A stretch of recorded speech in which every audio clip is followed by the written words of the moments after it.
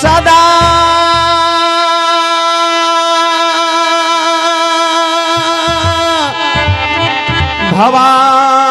भवानी दाहिनी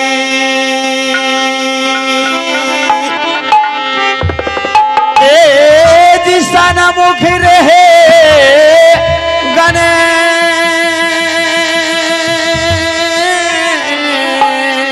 गणेश पांच देव मिल रक्षा करे एज ब्रह्मा विष्णु महेश एज नाटक करू बखान ध्यान एज सुमरा सरो सती मैया केवल आस तुम्हारी है मैया एज पार लगा दे मैया एज जिन बाबू ने कंपनी चलाया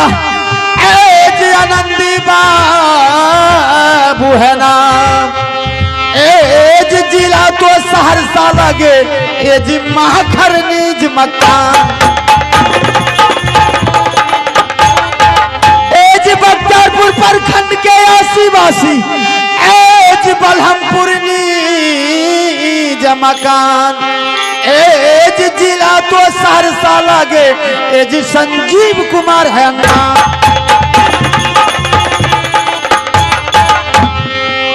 अरे पहले सुमरा गौरी गणेश को राम हो सुमरो अयोध्या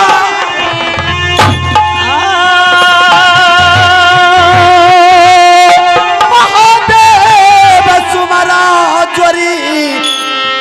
कैलाशपति को कृष्ण हो सुमराओ श्री तोरी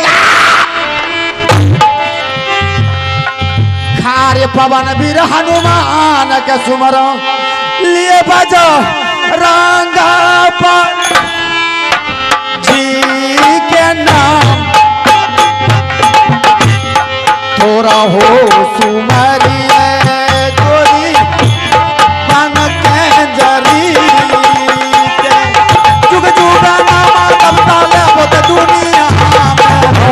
ले चैया चलता अच्छा नीरा बाहर जुगा जुगा आवा माता ले बोहरा घारा मोरा लागे चोरी मुहावा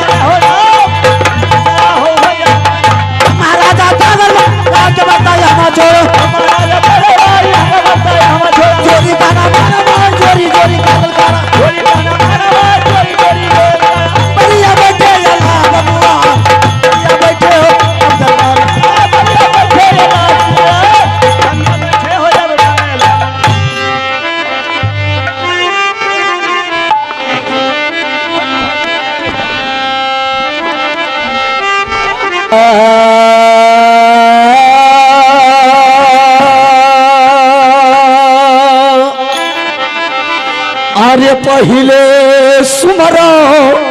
गौरी गणेश को राम हो सुमरो अजोधा हो महादेव सुमरो चोरी कैलाशपति को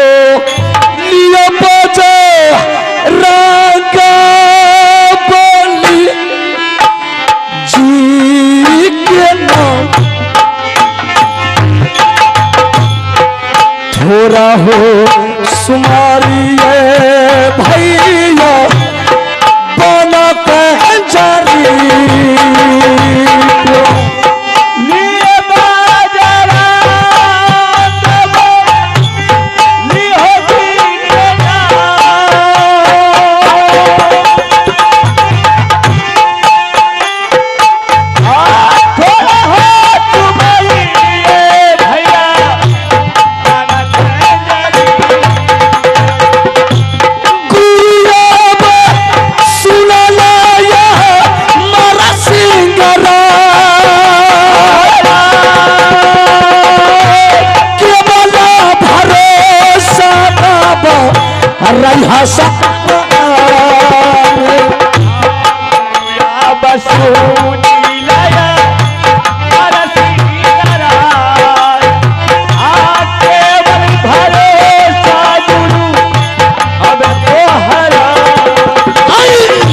माता सारे सती जी के शरण मना हबी माँ ताहे कोसी जी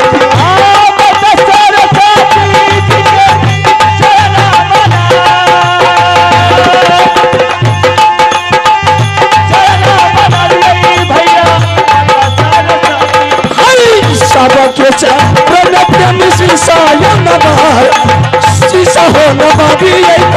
ये चरण में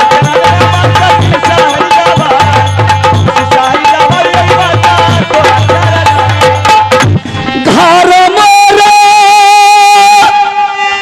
लगे जोरी मोहब्बा की पिताजी के नाम लगे राजा जा सच्ची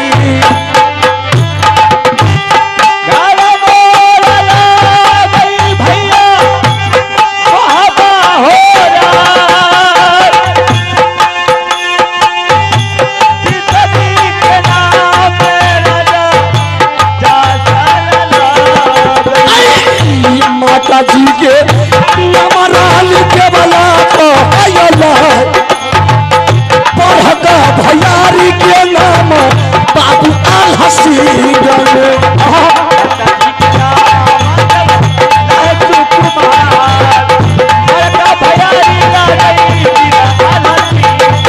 भाभी जी के नाम रानी सोना के नाम लागे अमृत सिंह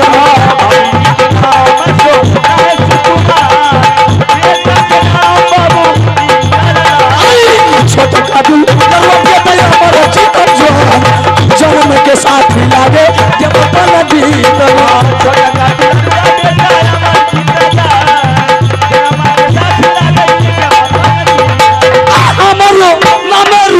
बबुआ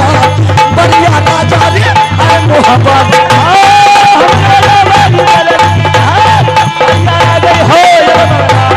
चोरी खाना मानो रे यहाँ खबरदार यहाँ छोड़ा महाराजा दयाब करा लिया चाचा यहाँ छोड़ा चोरी खाना माल हमार चोरी चोरी गोलिल करा चले बहादुर उदला बाबुआ चाहता चहरी रे पदियल के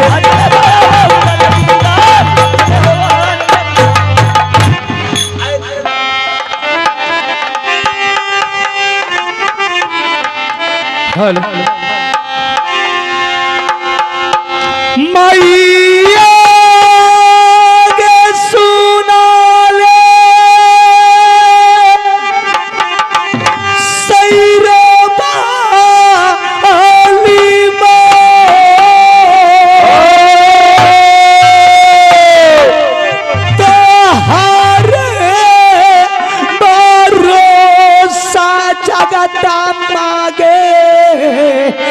सब हागे लागे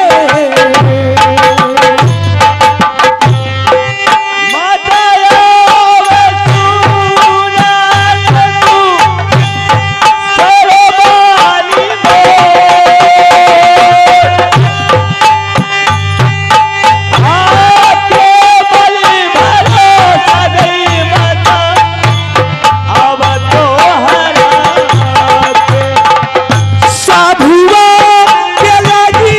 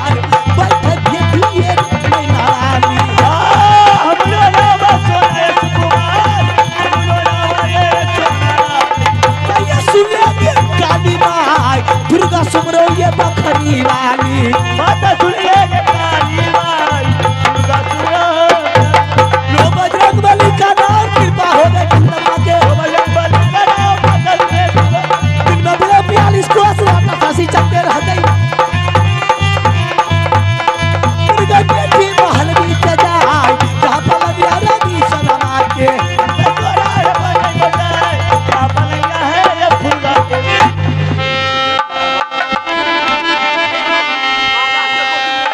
हेलो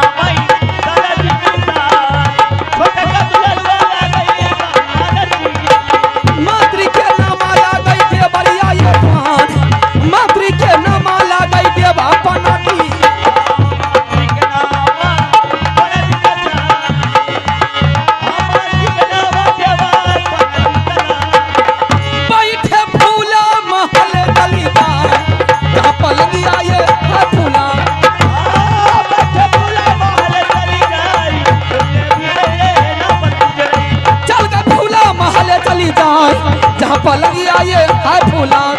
चल के फूला महल चली जाई मुर्गा सुने का क्या बात चल गए फूला के महल के माता सुने काली माँ काली है कलकत्ते वाली माता सुने काली है कलकत्ते वाली चल के फूला महल चली जाए यहाँ पलंगी आई है हाय फूला फूला महल चली जाए फूला के लोया बोला दया बकार लाल तोरा चारा चारे बदनामी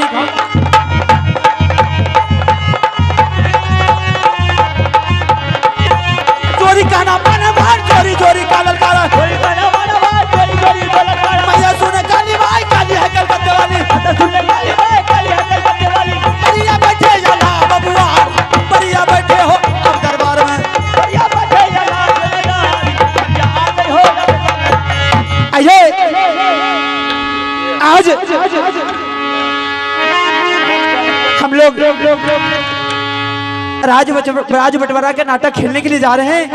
आज बड़ी दुख की बात है कि दिल्ली करके राजा पृथ्वी चौहान हरमजादा ये कामड़ो किला में टीका दिया राजमहोबा में छोटा छतरी समझ करके दिल्ली करके राजा पृथ्वी चौहान राजमहोबा में टीका नहीं दिया और जो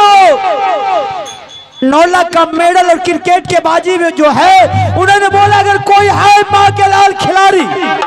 क्रिकेट के खिलाड़ी है तो मेरे मैदान में आकर के 9 लाख का मेडल लेकर के जा सकता है। ऐसी क्या बात है हरमजादा एक कामड़ो किला में टीका दिया लेकिन राजमहोबा में टीका नहीं दिया। हो सकता है मेरे पास टीका नहीं आकर के बाबू रुदल सिंह के पास टीका आया होगा और बाबू रुदल सिंह जंगल का शेर जंगल का डाकू जंगल का वास्ता है। अगर वो 6 महीने में रहता है तो 2-4 दिन आकर के राजमहोबा में आता फिर भी उसे जंगल से प्यार है राजमहोबा से इनकार रहता है। और हम दोनों भाई अगर कोई भी शुभ काम करते हैं तो दोनों भाई के विचार से करते हैं दोनों भाई के सलाह से करते हैं ताकि आगे चल करके दोनों भाई में किसी तरह की विवाद पैदा ना हो। अरे भाई हो तो हम दोनों भाई जैसे कि दोनों भाई की इतना बड़ा प्यार है कि हमारे घर सुख संपन्न से चल रहा है। ठीक है रुदल सिंह को बुला करके जरा एक पॉइंट उससे पूछ लेते हैं।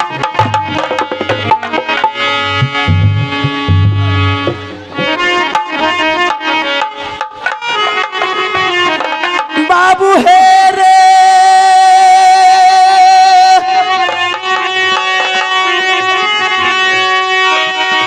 सुनले रुदाला बाला ज्वान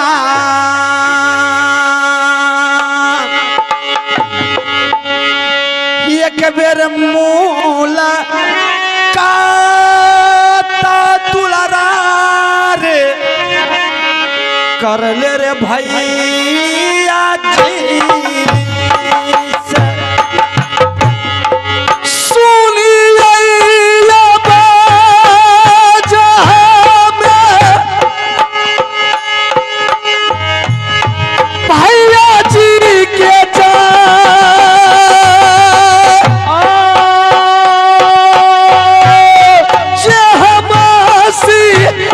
घासल लागे भैया याल हसी के सारा पीर तनमा कवत तुलारा कते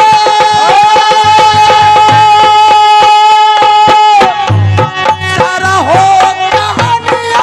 कहबई तुलारा का जाय सारा हो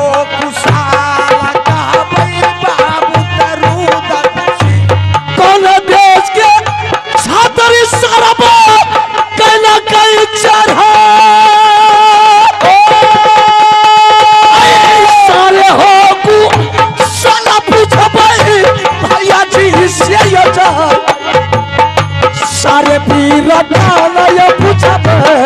हाय दरब हाला चल मचैले आजो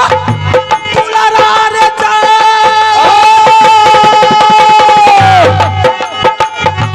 मारा रे जुलूम बितलौ मोहाबा नर जाय सारा रे पूसाला कहबै बाबू रुदल सिंह आई करिया पर नम भैया चरण तोहर करिया पर नामा भैया हमें रे चरण में जुगा जुगा जी है रे दुलरा दुनिया में जाए हमारा शरीरा बाबू है तो मुहाबा सारे हो साला भैया दियो ये बदला सारे हो साला भैया कहियो पर भाई साहब मास्टर बहादुर क्या बात है भाई साहब कि आज बाबू दर्शी को दरबार में बुलाए ऐसा कौन मार के लाले कबर की पैदा लिया है कि मेरे रहते हुए राजमहल पर आकर के साला हल्का मचा दिया नहीं रजाई रे जिसके पास लक्ष्मण जैसा भाई रहेगा भला कोई राम पर आफत आ सकता है फिर बात क्या है कि आज मुझे दरबार में आप बुलाए सिंह भाई साहब तुझे एक खुशखबरी सुनाने के लिए जा रहा हूँ ऐसा खुशखबरी है भाई साहब अगर शायद तो अगर खुशखबरी सुन लेने के बाद तुम्हारे पैर के नीचे से जमीन